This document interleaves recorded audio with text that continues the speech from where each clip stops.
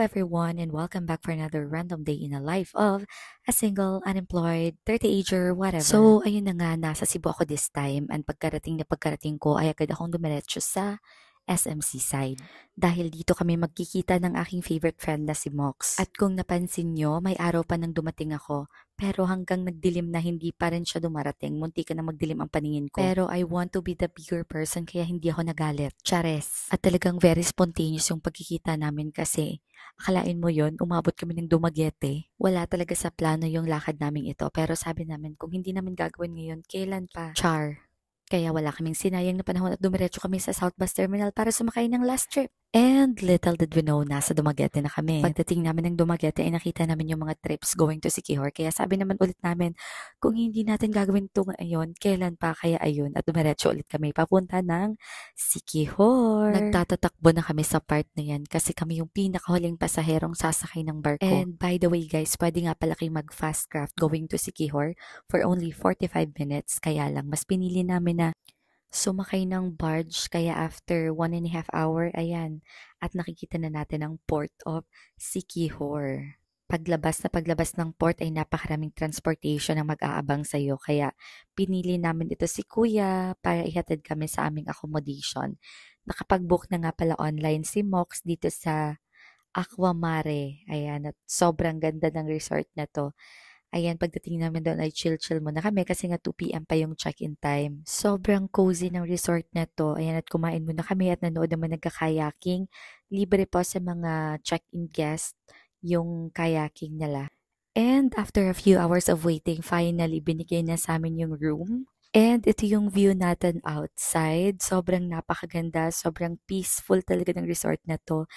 And if you notice, walang CR sa loob ng kwarto kasi yung CR nila is naka-separate. So, kailangan mo pa siyang puntahan sa labas.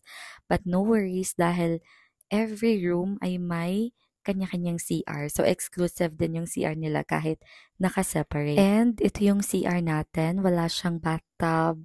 But very malinis talaga siya. Siyempre, ayan na nga at sinimulan ko na ang paggamit sa lahat ng mga facilities ng resort kasi as a Pinoy, kailangan talaga nating makuha yung value ng binayaran natin. Char! At talagang buong maghapon akong nakalubog dyan sa swimming pool na yan. Sobrang in-enjoy ko talaga yung stay namin dito kasi sa layo-layo ba naman ng tinyahe ko para mapuntahan lang to. Deserve ko naman mag-enjoy, diba? Char. At nang mapagod na nga ako kakalangoy ay nagbihis na ako at sakto naman napalubog na din yung araw. It's already 5:35 pero sobrang taas pa rin ang sikat ng araw guys. Ayan. At habang ini-enjoy namin yung sunset ay nagdesisyon kami na mag-order na lang din para makapag-early dinner kami.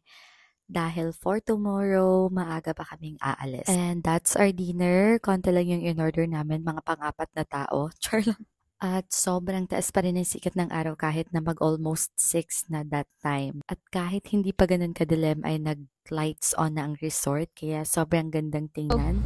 Come on in.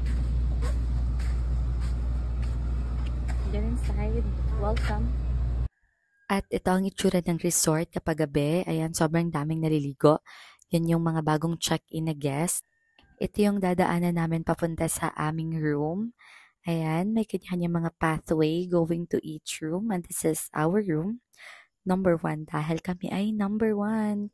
At ito ang itsura niya sa loob. Yan yung ceiling, yung chandelier. And then may little window. Yan yung mga circles. Parang mga window siya. Makikita niyo yung mga halaman sa labas and yung sky medyo. Hindi siya makikita kasi maraming halaman. That's our housekeeping. Ay, sorry. Friend ko pala yan, si Mox. Yan, nagwawalis siya kasi sobrang daming mga sand na pumasok. And then lumabas pa ako para tignan yung swimming pool.